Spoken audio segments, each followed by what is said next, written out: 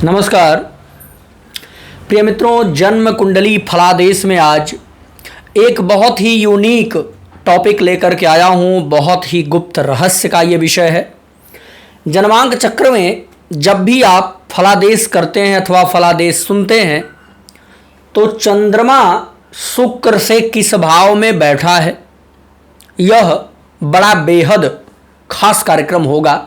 यानी कुंडली में जिस भाव में शुक्र महाराज बैठे हैं वहाँ से चंद्रमा किस भाव में है, और यह स्थिति तय कर देगा आपके करियर को, आपके मानसिक स्थिति को, आपके फाइनेंशियल स्टेटस को, आपके रहन सहन के तौर तरीकों को बताएगा शुक्र से चंद्रमा किस भाव में है। आज आप इस विषय को स्पष्ट रूप से समझ जाएंगे कि अगर कुंडली में शुक्र जहाँ बैठे हैं उस भाव से चंद्रमा किस भाव में है। पूरे 12 भाव का आज विश्लेषण करूंगा और जिससे आज आपको एक नई जानकारी, नई तकनीकी पता चल जाएगी। प्रिय मित्रों, अगर आप हमारे चैनल पर पहली बार जुड़े हैं तो प्लीज़ फॉलो करना मत भूलिए, शेयर ज़रूर कर दीजिए, क्योंकि आपका फॉलो, शेयर और लाइक, यही 3 चीज़ हमारे मनोबल को बढ़ाता है और हमें लगता है कि हमारे दर्शक हमारे कार्यक्रम को पसंद कर रहे हैं। आइए जन्मांक चक्र में शुक्र से चंद्रमा के भाव को हम समझेंगे और साथ ही साथ आपको बताएंगे कि क्या फल निकलेगा। प्रिय मित्रों, अगर चंद्रमा शुक्र के साथ बैठा हो, यानी चंद्रमा से शुक्र पहले घर में हो, चंद्रमा और शुक्र की अगर युति हो तो ऐसा जातक बहुत ही साफ सुथरा कपड़ा पहनने वाला होगा, फैशनेबल होगा, उसके ख्वाब बहुत बड़े होंगे, हमेशा लग्जरी लाइफ की थिंकिंग रखता है। साथ ही साथ अगर चंद्रमा शुक्र की होती है तो ऐसे व्यक्ति के ऊपर महिलाएं बहुत जल्दी आकर्षित हो जाएंगी। अगर स्त्री है तो पुरुष जल्दी आकर्षित होंगे और कभी कभी ऐसे लोगों के जीवन साथी के अलावा अतिरिक्त संबंध भी देखे जाते हैं। अगर चंद्रमा और शुक्र की युति एक साथ हो तो ऐसे व्यक्ति का जो मन है ना, वो कहीं भी स्थिर नहीं रहेगा। मन चंचल हो जाता है, चंचल प्रकृति हो जाती है।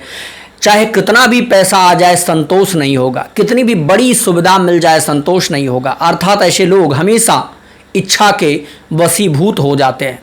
अगर चंद्रमा शुक्र की युति हो तो ऐसे व्यक्ति के जीवन में माता का सुख भरपूर नहीं मिल पाता है।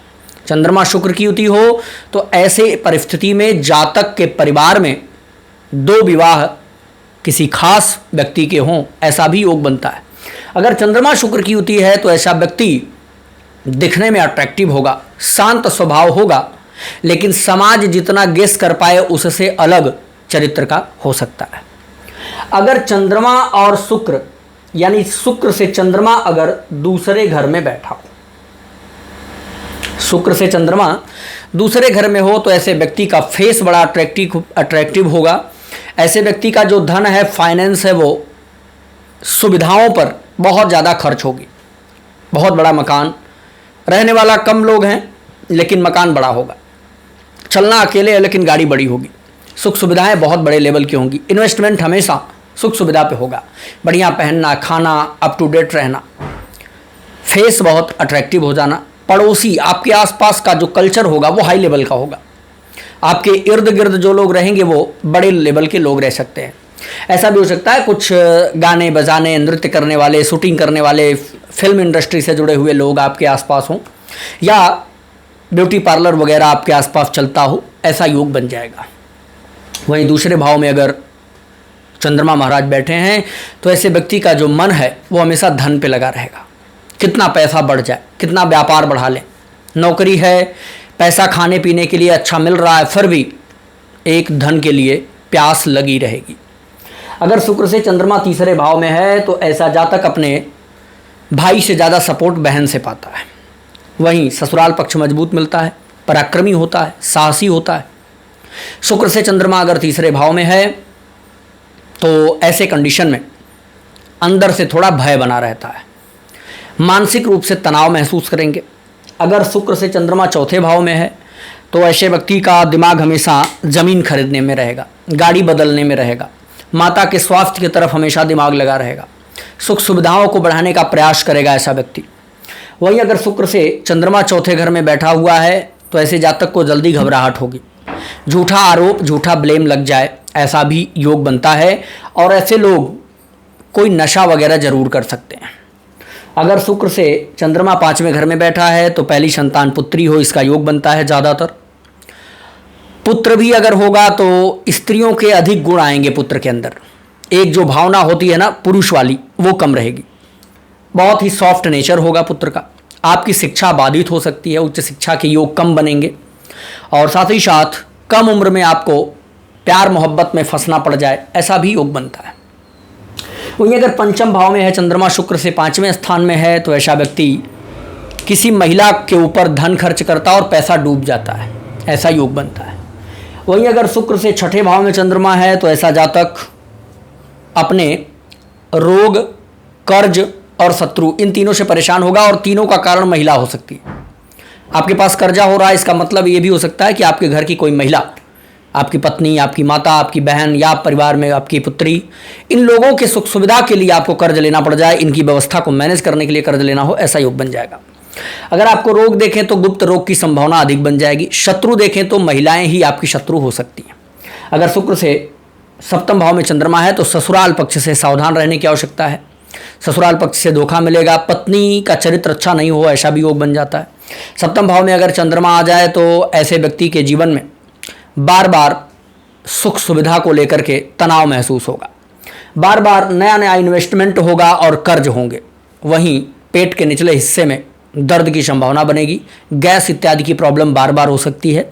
आपके अंदर पानी की कमी हो सकती है। वहीं अगर चंद्रमा शुक्र से 8वें भाव में बैठा हो तो निश्चित रूप से माता के स्वास्थ्य को प्रभावित कर देगा। फाइनेंशियल स्टेटस में कमी लाएगा। पारिवारिक संबंध खराब करेगा। वहीं अगर देखें 8वें भाव में चंद्रमा है शुक्र से तो ऐसे व्यक्ति की पत्नी पहले मृत्यु को प्राप्त हो जाती है और पत्नी का जो स्वास्थ्य है वो खराब हो सकता है। वहीं अगर शुक्र से 8वें भाव में चंद्रमा है तो जातक कुछ गुप्त विद्या का धनी होता है, कुछ सिद्धियां प्राप्त हों, ऐसा भी योग बनता है। अगर वहीं शुक्र से 9वें भाव में चंद्रमा महाराज हैं तो ऐसा व्यक्ति धर्म कर्म में रुचि रखता है, धार्मिक अनुष्ठान आयोजन करता रहता है। और ज़्यादातर ऐसे लोग तीर्थाटन करने जाते हैं, फिर भी वहाँ कुछ ना कुछ गलत कार्य कर जाते हैं, चरित्रवान नहीं रहते। तो धार्मिक यात्रा पर होने के बाद भी चरित्र बिगड़ जाता है। धर्म करने में भी चरित्र बिगड़ जाता है। किसी की मदद करने में भी चरित्र बिगड़ जाता है।